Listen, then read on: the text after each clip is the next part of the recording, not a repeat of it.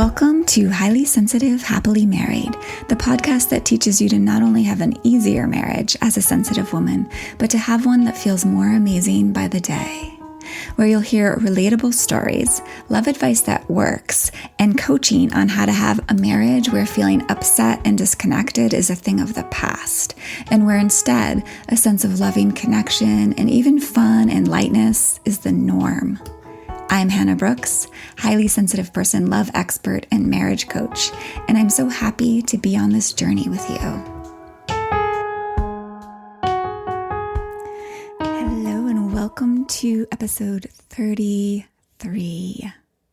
I'm wondering how you are doing. I hope you're doing really well.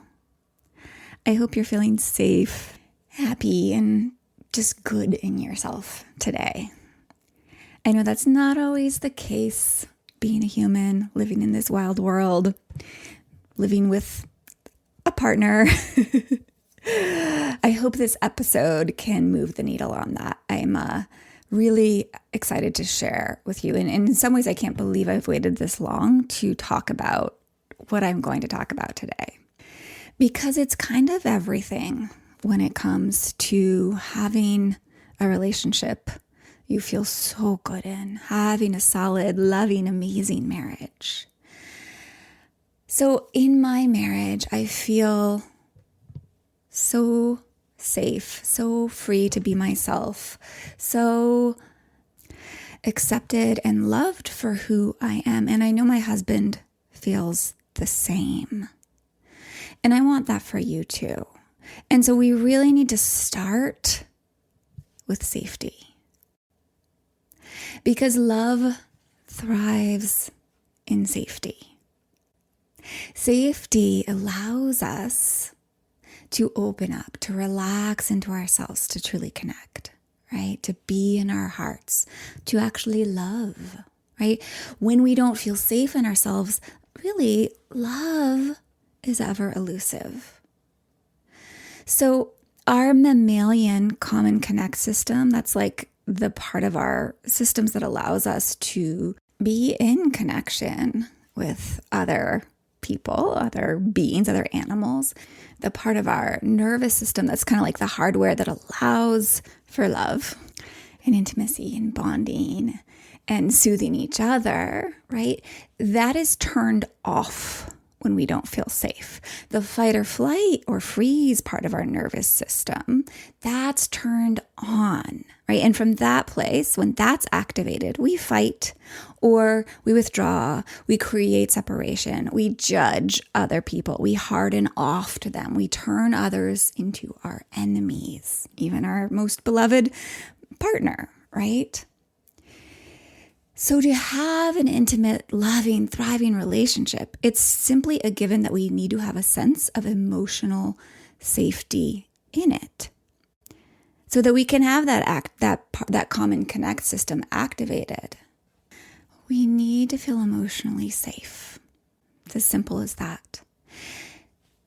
So that we can, of course, just feel safe and at ease, which is important, but also so that we can speak our minds, speak our desires, ask for what we want, like we've been talking about, instead of growing resentful because our husband just doesn't know what we want or need, right?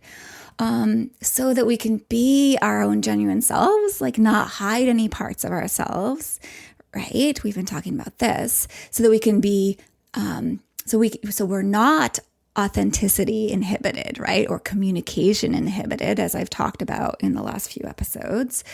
So we can be vulnerable enough to expose our rawest parts and to be witnessed, right, to the deepest level as we are, which, is truly when the richest kind of intimacy and connection can happen, right?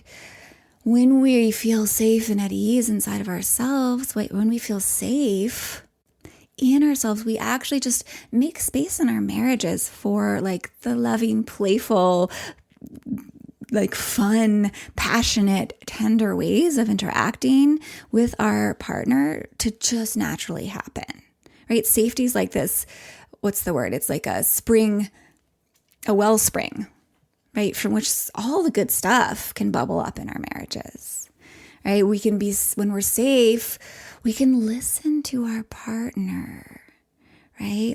Even if we disagree with them, we don't feel threatened all the time. When we feel safe, we can have compassion and patience and understanding for our partner, right? For if he's upset, like we talked about last time. And even when there is upset, right, either yours or your partner's, it won't threaten your sense of being safe and secure as a couple together, right? So really, it can feel like not a big deal, more like a passing tiny thunderstorm in a big blue sunny sky. Really, when we feel safe, we can create an environment in our marriages of safety, where there's more genuine connection, respect, love, patience, and all the good things. So clearly, a culture of safety in marriage necessitates creating an environment of safety inside your own self. That's where it starts. That's where it evolves, and that's where it overflows into all the good stuff. Unfortunately, so many of us assign the creating of our internal safety to others, to our partner. Yeah, we delegate that job to our person. We think things like he's trustworthy or he's not trustworthy. He's safe to share things with or he's not safe to share things with, right? We think it's something that he's doing that allows for us to feel safe, or that we can't feel safe so long as he's, grumpy or he responds a certain way to, when we open our heart up or when we ask for something. We don't actually take responsibility for our own emotional safety, right? We depend on our partner to provide that emotional safety for us. When we do that, we lose any authority over how we feel. We give over that power of our emotional safety to this other person, right? Which is not where our power should be. It leaves us kind of helpless, right? And the truth is, your husband can't really make you feel emotionally safe or unsafe. You are the only one who can truly, truly do that. I know some people can feel skeptical of this. I'd like you to just keep an open mind, and I want to share an example that I like to use to kind of illustrate this. So back in high school or around that time, I had a boyfriend. And when I first met him earlier in high school, I thought he was like super cool, like totally out of my league, super cool. And I felt really awkward and really emotionally unsafe or ill at ease around him, right? So much so that I could hardly even speak a word in his presence. Like I didn't feel safe to be me around him, right? So you may have had a similar experience at some point. Maybe.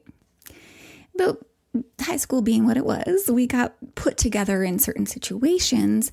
And so we were sort of forced to spend time together. And I started to see him differently. I started to actually have the experience of feeling the most safe with him eventually, right? Free to be entirely myself and totally loved for just being me. Okay, so this is really key. He did not change. He didn't suddenly change to be a safe, magical space, right? What changed was the way I thought about him, the way I perceived him, right? My internal environment changed as it related to him. I started to see myself as someone he wanted to be around. I started seeing him as someone who liked being around me, right? And so therefore I could feel safe and start to relax, right? So it was not him who created my sense of safety or my lack of sense of safety at first. It was the way I related to my perceptions. It was the way I related to myself and him, right? In my internal world. So I know that it seems like other people are the source of your emotional safety or your lack of it. And of course, like it totally helps when our partner shows us that he's a kind, caring human being. And of course, I always want that for you. But he's not the source of your emotional safety. Now, I always felt like others were in charge of my feelings of safety for so much of my life until I learned and really felt like got it experientially, where emotional safety really comes from, which is, again, inside you, inside me. My safety comes from in me. Your sense of safety comes from within you. Now, I want you to know I'm not talking about physical safety. Totally different thing. We're talking about emotional safety. All right. So your sense of emotional safety comes from the way, this is really interesting, the way your mind, body, heart system, right? I like to think about ourselves as a mind, body, heart system. The way our mind, body, heart system interprets things out there, right? How your mind, body, heart system filters information from events that happen out there, from things people say, from things people do, from things that happen out there, right? How you relate to all of that from inside of yourself is where safety comes from. And that, how you relate to those things, is in your control. That's the amazing news. So I'm going to break down sort of an overview of like ways in which we can relate to internally, from the internal to the external, which is really where that safety, that emotional safety comes from. So it comes from being able to guide our own nervous system when it goes into fight, flight, or flight, what I've sometimes called flip out land, to guide it back into calm and connect land, right? So we could call this, it comes from your capacity to shepherd your nervous system into calm and connect land. Emotional safety comes from knowing you are worthy and lovable, no matter what someone else thinks or says about you, including your partner. It comes from not hinging your happiness and your well-being on what your partner is willing to do for you and not do for you. Right? It comes from not expecting him to be the source of your happiness. It comes from how confident you feel in your ability to handle your emotions, like knowing viscerally that no feeling you have is too difficult for you to experience, knowing that you are safe to feel any feeling. Okay. It comes from knowing where your feelings actually come from, right? Which, hint, hint, hint, your thoughts. And knowing that the source of your happiness and unhappiness and all of your feelings are in you, are you, right? And really knowing how to manage your mind or steward your mind and your emotions, okay? It comes from being your own reliable source of unconditional acceptance, right? Your own reliable source of kindness and support. And really from trusting yourself to always have your own back 100% of the time. Right? So the last thing that I just said, being your own reliable source of unconditional acceptance, nourishment, support, and kindness, that is what I want to talk about today. Really using your own mind to become a loving sanctuary for yourself. Like becoming the most fiercely loving zone in your own life. That's an incredible source of emotional safety. And when you learn to do this, it's like it sets the stage for you to be able to do all the other things I just mentioned that create even more emotional safety, right? It's really creating inside of yourself a sort of generalized zone to hold all the other stuff. An inner environment of love and safety that allows you to encourage yourself and support yourself and talk to yourself with love and kindness. Because then no matter what happens, no matter if you're challenged at learning things or if your husband's not loving and kind to you or if you just have a hard time with anything, you're going to always know how. You're going to always have this loving support inside of yourself that will always be there to hold you and nourish you and support you, right? No matter what. So I like to call it this like loving zone, the most fiercely loving zone in your life, right? But it doesn't actually start with it feeling like a loving zone, but simply a safe zone, right? We've got to start with safety. We've got to start with trusting that we'll be kind to ourselves, no matter what happens, that we'll always be there for ourselves through thick and thin, that there's always support available from inside, loving, kind support. So building this safe, loving zone inside myself, like what it feels like to me and what it allows for me is it's like, it gives me so much confidence and frees me up to make like bigger moves in my life, to do big things, to fail. Because I always know that I have my own loving arms to turn to fall back in, like my own loving arms, I mean, this is metaphoric, right? Will hold me and nurture me through anything uncomfortable.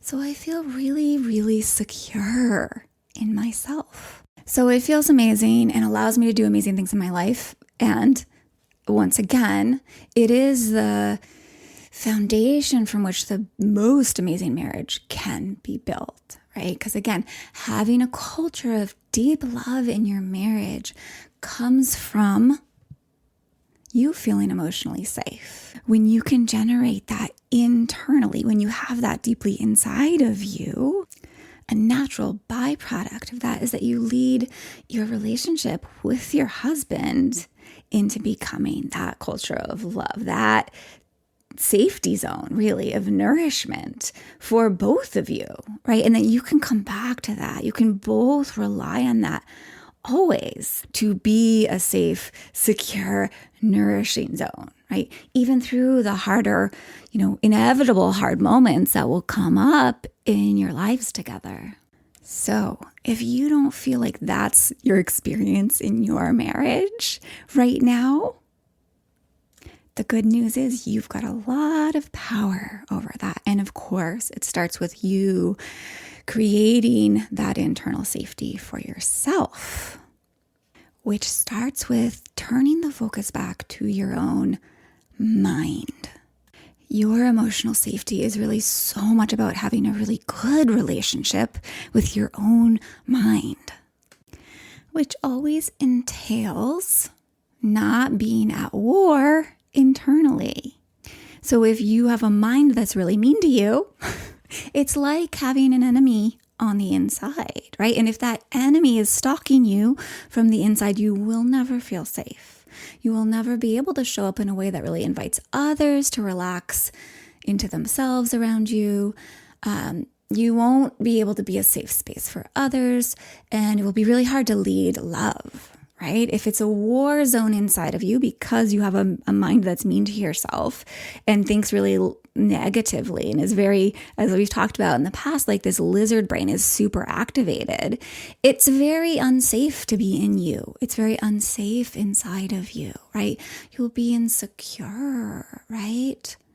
If you have a negative relationship with your own mind, with your own mental processes, right, it won't feel good inside of you, right? And a lot of times what will come out of this is the tendencies that we have from here are that we'll search desperately for safety and comfort and love from outside of us because we can't get it from inside of us, right?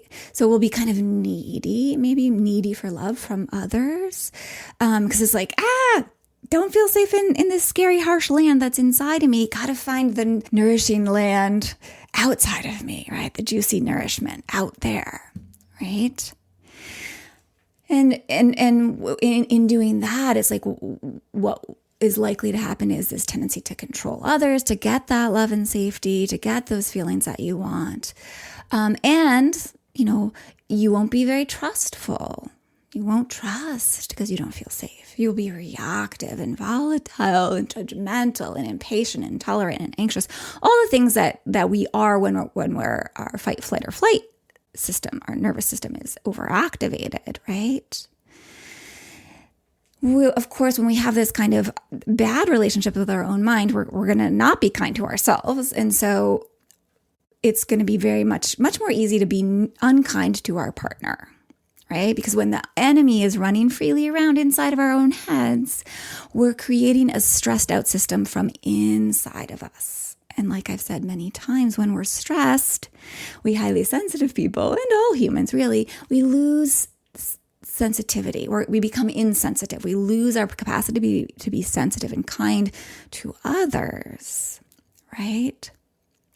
Another thing that happens is when we have a negative relationship with our own minds, when we're mean to ourselves, for example, we won't be able to receive love when it's given, and not well anyway, because it's like love that comes from outside is landing in this harsh desert inside of us, right? There's harsh land, or it's like bouncing off the hard walls that are our internal environment, and so it feels very foreign, right? It's love that comes in is not a match for that harsh internal environment.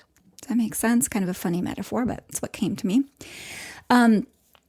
But when we have an inner zone of love, right? It's like when love comes in, it matches our inner zone of love. It's like we can agree with it because the love out there is a match for this internal environment. So our internal environment can like recognize it. It's like, oh, I know you. Here's love. Come on, let's play. Let's dance, right? In other words, when we feel safe emotionally, we feel safe to receive love. And then we can really see all the love that's there and being given to us. So, changing all of this starts inside you. If you meet whatever happens out there with kindness and love from in here, the good stuff is welcome and able to be more enjoyed and appreciated, right?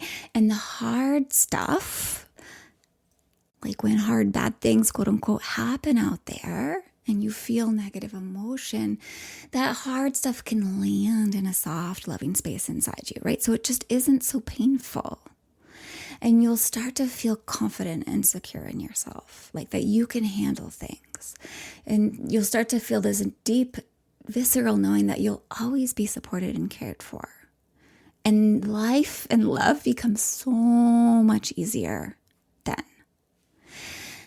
Creating this inner zone of safety and love, it really just starts with how you think about yourself, what you believe about how capable you are, about what you can handle, how good and worthy you believe yourself to be, and how much sway you believe you have over how you feel. Our feelings are caused by our beliefs. And so what you believe about yourself will translate into how you feel, how safe and secure you feel, or how unsafe and insecure you feel, right? How loving or harsh you feel towards yourself. Now, our brains don't make it easy for us to think highly of ourselves or think in a way that leads us to feeling safe and secure. The human brain can kind of be a mean liar that can tend to undermine our sense of safety and security by telling us stuff that creates a lot of stress and suffering, right? By providing us with thoughts that make us feel scared and anxious and pressured and distrustful and crappy about ourselves and ashamed and unworthy, right? Brain loves to do that by default. Our brains love to be critical of us, right? Our lizard brain is very critical. It tends to lead us to beating ourselves up in our heads and judging ourselves harshly and thinking poorly of ourselves and overlooking or like diminishing our own strengths and our own goodness, right? It leads to you probably all have had thoughts like, I should do this, right? I call that shoulding. I shouldn't do this. I should never have done that. I really should get on that, right? That shoulding, that is an activity of the mind that is, it leads to pressure, feeling really pressured, right? The same with like telling ourselves we have to or telling ourselves we can't, right? And, our brains also love to make things that happen, like things that your husband says or things that he doesn't do. Our brains love to make them mean bad things about us or bad things about our relationship, right? I've talked a bunch about that on the podcast too. A couple great episodes to get this a little bit more deeply is episode 6 and episode 13. If you haven't listened to them, go listen. But really, our brains can kind of be these terrifying minefields if we don't learn how to kind of corral them, how to guide them, how to steward our minds, our thinking processes. When our minds are left to run unsupervised, I've used this metaphor before, but it's like a toddler running around the house with a knife, right? It makes us not safe with our own selves when we let our minds do their very negatively biased things, right? Like a great example of this is from the earlier example about my old boyfriend around high school time. In the beginning, I had thoughts in my mind that were like, he's totally out of my league. He'll never be into me. I can't talk to him. I'm not cool enough. I'm not pretty enough, right? I back then had no idea how to steward my mind. And so those thoughts just felt real to me and they made me feel completely unsafe. But they were just thoughts. They were just negatively biased thoughts and about myself, really. And sometimes these days, my brain tells me things like, I can't trust my husband because my husband has this tendency to change his mind about things or forgets that we had made an agreement. And so when I have that thought, I can't trust him. At first, I feel afraid, right? I feel unsafe, unable to relax, not trusting until I corral my mind, until I steward it back where I want it to go, which is, of course, I can trust him. But this kind of thinking, right? These examples, all these examples that I've given, this is all normal and to be expected, right? This is what the brain does. And it's not really a problem in and of itself. But you do not have to be helpless to this negatively biased part of you and let it drive you into feeling unsafe and insecure evermore. So how do you start cultivating an inner environment of safety and love? It starts with being in charge of your brain, right? That lizard brain. Get in charge of your thoughts. Use your brain for yourself, to support yourself instead of to tear yourself down. Learn how to get your brain on your own side, right? And that means guiding your mind to support you instead of hurt you and cause suffering. Use your mind to be a good friend to yourself instead of letting it be the inner enemy, right? Because safety really comes from where you let your mind go. Where you let your brain take you and how much of where it takes you, you decide to believe, right? How many of the stories your lizard brain tells you that you decide to believe. When you let yourself buy into those stories, you just won't feel safe, right? Because our lizard brain, once again, it loves to tell us things. Like here are a few things that clients have told me that their lizard brain tells them. The world is against me. Nobody likes me. I'm not important to him. This is just a marriage of convenience to him, right? These are not facts. These are just violent thoughts coming from your lizard brain. And if you've had these or any of the other ones, or if you know that you have negative thoughts, they are harming you in your marriage. They're not helping you, right? But again, having them isn't the problem. They're going to happen because you have a human brain. They're reflexive. I think of them as automatic, right? Like your breathing is automatic. They just happen. But how you relate to them is how, that's what determines how you will feel. If you decide to believe, a thought like, I'm not important to him, of course you're going to feel like insecure or hurt, right? If you believe any of those thoughts, you're going to feel distrustful and anxious and all the things, right? But here's what you can do instead. You can meet those thoughts that you have from the most kind, compassionate, authoritative, caring part of you, right? Like a loving, I always like to think of this as like the most loving yet firm parent. This is actually kind of what it looks like for me when my lizard brain is scaring me with lots of stories about how I'm not important or nobody likes me. This is what it's like inside my brain. Oh, I see I'm having thoughts. Here's that brain of mine spewing more fiction. They're not facts. Oh, these are stories that hurt. And it's okay that I feel pain because of these stories. And I care about this pain, Hannah. And I'll be here for you through it. And I know you think nobody likes you, but that's not true. I like you. You're important to me. So being with myself in that way, guiding myself from this more loving part of me, is just in that way is so powerful and so reassuring and so safety invoking. Sometimes I might go a little further than that. So this is what it sounds like when I do that. What else, by the way, is it possible to believe that is way more loving for me? Yes, people do like me. There are many ways in which I am important to people in my life. So that is a little taste of how it can be done. But perhaps the sort of simplest, most helpful way to talk about it is to treat yourself like you would a child you really care about, or your dearest, closest friend. Which really just means like you wouldn't let her believe the mean things that someone else said about her, right? So don't let yourself believe the mean things your brain says about you.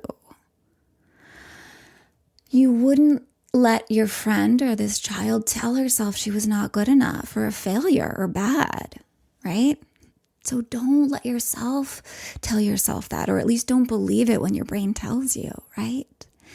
And, with this friend or this child, you'd let her have her feelings, right? You'd let her cry or curl up in a ball while holding her, right, in your arms, or putting your arm around her and telling her that you love her and that she'll be okay.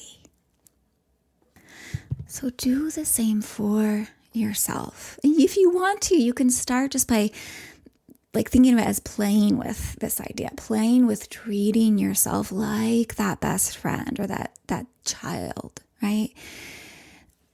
Talking to yourself in your own head like you would her, being there for all of you, being there for yourself like you would her. That's what I do. That creates this inner environment of love and safety, right? I always hold and care for myself through any emotion, through any painful thought, with fierce love and care, like I would my dearest friend, my own beloved child, right? And of course you can learn to do the same. You can create a compassionate container of kindness. It doesn't even need to be a fiercely loving container, as I've been talking about it. It can just start with kindness, with creating this kind zone inside of you to experience all your emotions, to guide yourself out of the mean brain, right? And you can hold yourself dear through any and all emotional storms that come up inside of you. And for deep, real, lasting love, this is essential. You have to learn how to be truly okay with who you are right now. To trust yourself, not to criticize yourself when you mess up or do things you aren't proud of with your loved ones, right? To not be mean to yourself, to be there for yourself through all those emotional storms, right? When you are steeped in that deep safety inside of yourself, when you drop your own self-judgment, right? And you see the goodness in yourself, right? You focus on that goodness in yourself. When you know how to feel safe with even the most challenging emotions that come up with you. And you can be with those emotions. I love to think of it as like in the way that you would hold a baby bird in your soft hands, right? That's another really helpful metaphor here, right? When you can do that with your own self, with all your hard emotions. And really ultimately, when you know how to kind of swim your way out of the deep waters of self-judgment, right? And shame, and back into the safe embrace of your own soft hands, right? Your own fierce care. Right? When you can love yourself and believe in yourself more than you expect anyone else to, then you naturally and effortlessly bring such safety, all those same things to your partner, to your marriage. Right? You don't shame him. You don't buy into your judgments of him. You don't need him to be your source of safety because you are. Right? And you're freed up to accept your partner for who he is, for the human he is. And he ultimately really feels safer and way less likely, therefore, to be reactive and defensive and argumentative and withdrawn and put up all those barriers to connection. Right? Because he feels safe. And then you'll be able to really enjoy him even more and to love him even more deeply. And so he'll feel safer and safer to be him, more safe and at peace inside of himself, and obviously in the relationship, right? And therefore more safe to love you, all of you, you in your beautiful fullness, just as you are, right? So much. Sort of like these positive is another one of those positive snowball effects here. So to put this more succinctly, when you put your relationship with yourself first, when you create a healthy, safe, loving, supportive relationship with yourself and your own mind like this, and your own emotions like this, it will allow your relationship with your husband to fall into a much more loving, peaceful, connected, and healthy place. Right? A very safe, loving environment will be able to emerge. So I do want to say, as you build this relationship with your own mind and heart, and as this relationship, the healthy effects of that impact your marriage, it won't mean that life together won't be painful sometimes, right? But the thing is, you'll no longer be afraid that you can't handle the hard moments. That's, the hard parts of life that simply come along with being human. You really just won't feel so upended by them, right? Setbacks and disappointed will feel more like tiny waves on that giant ocean that I love to talk about, right? They won't be like a big deal. And it will be easier to find solutions to whatever problems do arise for you and in between you and your partner. Right? It'll be so much easier to always return to love and really navigate anything that comes up into your future together from this place of love. Right? It will be so much easier to bring your wide, big, loving, creative heart to your marriage.